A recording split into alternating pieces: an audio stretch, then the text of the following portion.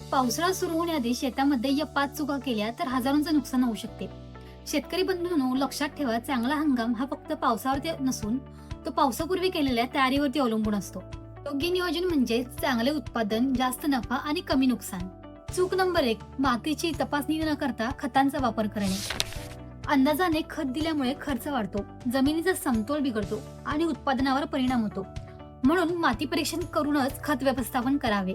चूक नंबर 2, बांध आणि निचऱ्याची व्यवस्था दुर्लक्षित करणे.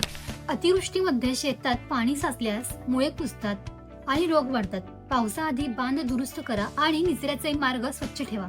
चूक नंबर 3, बियाण्याची उगवण क्षमता न तपासता त्याची पेरणी करणे. निकृष्ट बियाणांमुळे उगवण कमी होते आणि उत्पादन घटते. पेरणीपूर्वी जर्मिनेशन टेस्ट करा आणि योग्य बीज संस्कार करा. चूक नंबर 4, नांगरणी आणि मशागत उशिरा करणे. वेळेवर जमीन तयार केली नाही तर माती घट्ट राहते आणि पाणी मुरण्याची क्षमता कमी होते. वेळेत मशागत करून जमीन भुसभुशीत ठेवा. चूक नंबर 5, घाईघाईत पेरणी करणे. पहिल्या पावसानंतर लगेच पेरणी करण्यापूर्वी जमिनीतील ओलावा आणि वापसा तपासा. शेतकरी मित्रांनो, पावसाची वाट पाहू नका. पावसाआधीच योग्य ते नियोजन करा.